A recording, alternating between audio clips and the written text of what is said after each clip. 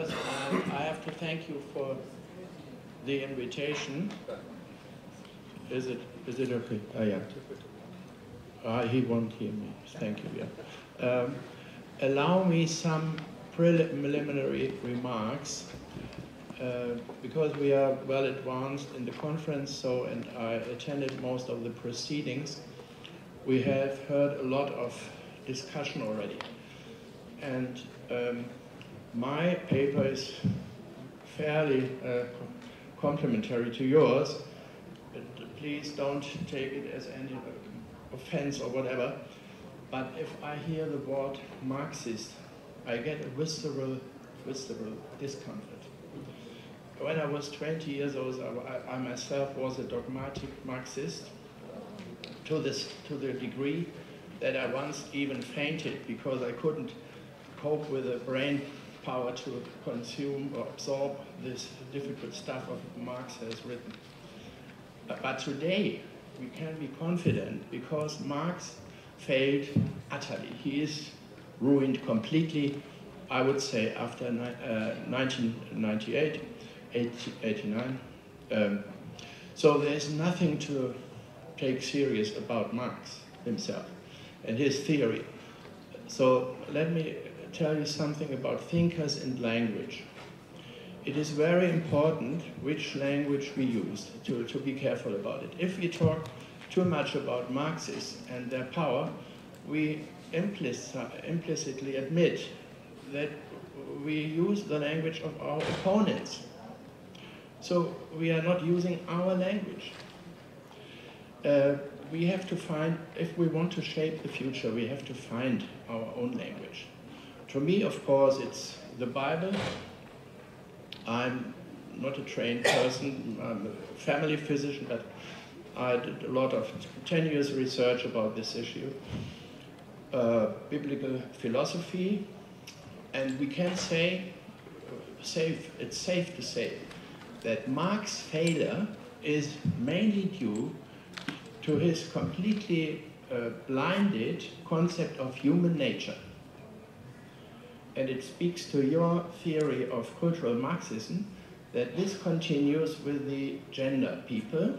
The gender advocacy shares a complete blindness towards human nature with Marx. And this is a good message because we know they are bound to fail as well, because human nature is as it is. It was Wittgenstein who said, we don't control our own language as a general rule. Our language controls us. So we need to struggle and keep ahead understanding our own language. We don't want to make the Marxists more powerful than they really are. If we think strategically, we have to focus on their weakness, not on their strength. Too many papers here focus on the strength of the cultural Marxist or Marxist. It's ridiculous. We need to focus on their vulnerability. What I just said, nature. So I will come back to that.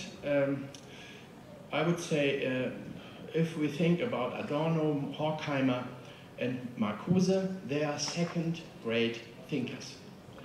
They are plagiarists, popularizers. The original thinkers are Marx and Freud, of course. And above both, I will come to him, is Alexis de Tocqueville, superior to all of them. So there's nothing to be said what Adorno and Horkheimer added to Marx. All they have brought about is Freud.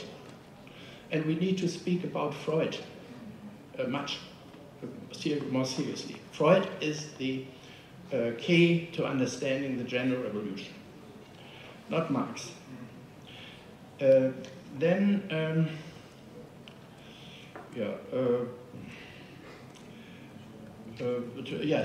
most important thing that was discovered by Tocqueville is this. Tocqueville traveled to America in the 1830s with his friend, the statistician, and quickly afterward he published his first book, Democracy in America, It was a huge success, but he had 80% of his material that he brought from America was still unused. He went into politics in France. He was a very successful politician in the French parliament and everywhere. So he did politics, serious politics, for 20 years. When he had been in America, he was only 23. So he couldn't absorb everything. But after 20 years, he returned to his papers. And he edited his second book. It was published shortly before his death. He had a short life. He got only not even 50 years old, I think. So the second volume is the much more important one, because as a mature man, he again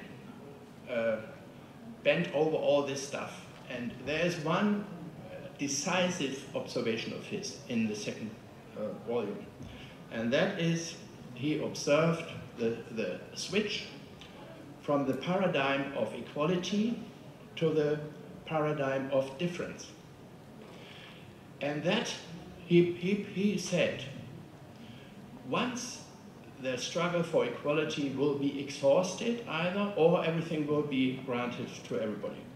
And then people at this point will start to look inside in search of difference. That's what he predicted. And it happened in the 1890s, not long after his death.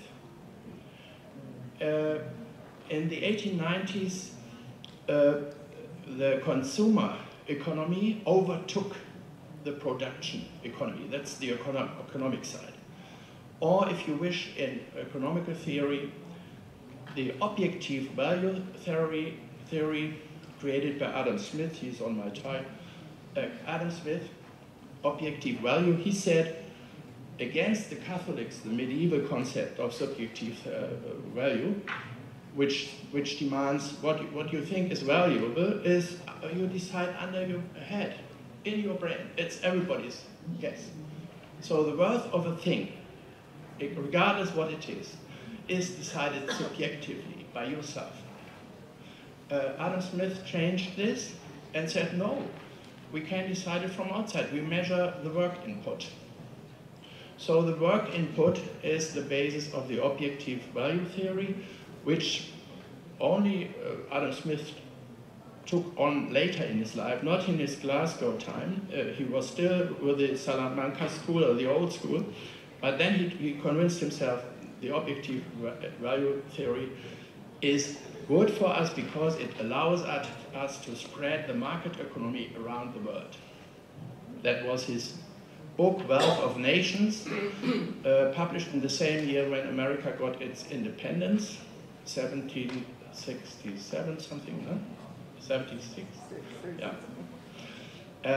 So, this switch is decisive because the search for difference, nobody will overlook it today.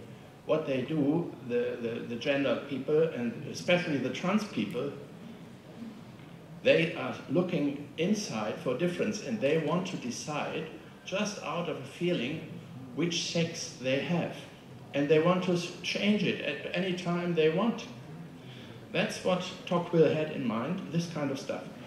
So the search for a difference is already underway since the 1890s.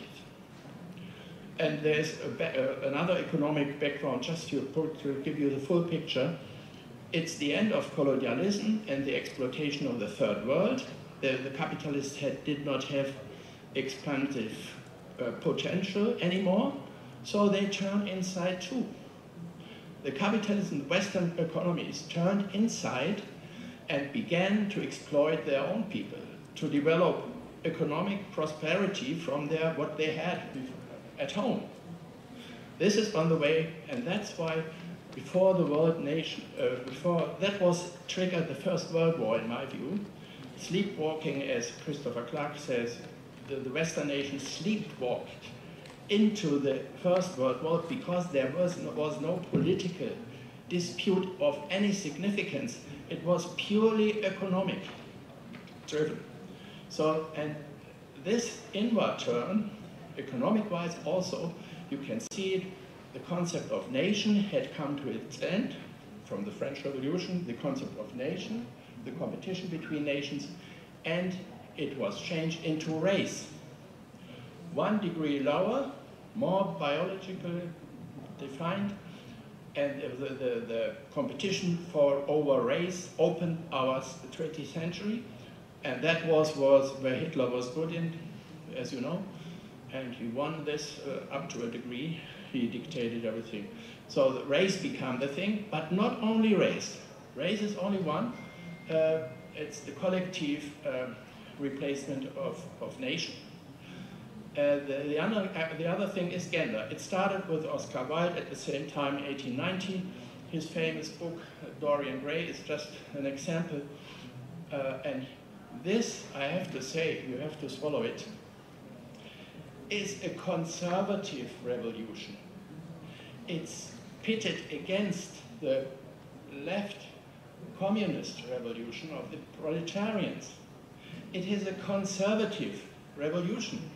I call it the Bohemian Revolution because it's a far wider prospect than our gay, these ugly things, you know, with the genitals and everything. I don't want that. It's a bigger thing, much bigger thing, as I try to give you sometimes with the search for difference. So, I lost my... Bohemian Revolution. Yeah, the Bohemian Revolution, it's a conservative revolution. I can only wrap it up shortly. Hitler won against the communists in Berlin. 1933. Hitler won only because he pitted the sub-proletarians, the Bohemians, against the workers. And the SR, which had grown to an organization of many millions, they killed the whole communist movement. And the proletarians switched sides even in the election of 1930. So, just to make it short, Hitler's revolution is a conservative national revolution against proletarian internationalism, the race-based, the inward turn as a people, the famous German Protestant inward turn. Luther had anticipated everything. Finished? Oh, I have to give the most precious thing I brought to you today is the flight of the eagle, our understanding of nature. I will finish with that. You know, every nation in the West, most monarchies and some republics like the American, decorate themselves with the eagle. They are proud to use the eagle. The eagle is, I like to address the Russian Federation, because the replacement of the star, the red star with the eagle, with the double eagle is so illustrative. So what does it mean? Why are there two eagles? So of course it's male and female, and they are united at the bottom. This means, like the Bible tells us, man and woman are one in the likeness of God, only together. Any single person is not in the likeness of God. Only man and woman together. So, this goes back to Sinai, of course, to the Mount Horeb, and first of all, it is my understanding of nature, because it has an evolutionary side. We come to birds now. Birds are, as Audubon, the famous American Audubon, tells us, are up to 90% monogamous birds, and especially eagles. New research might take a little bit away of this, but it's still the vast majority of birds are monogamous. And I tell you, this is an evolution beyond Darwin, because birds and man share an independence of any specific environment. And this independence this leeway, this unlimited leeway, has to make good by through a covenant. They bind to each other to have something to hold on. That's the principle of monogamy. Monogamy, naturally understood. And at Sinai, God tells Moses in Exodus 19:4, I carried you on eagle's wings to myself, wonderful, wonderful, from Egypt. And this means God anticipated the unification of monogamy and monotheism at Mount Horeb. And since then it became established. So the rest is for question. Thank you very much. Yeah. Thank you, Friedrich. Thank you very much.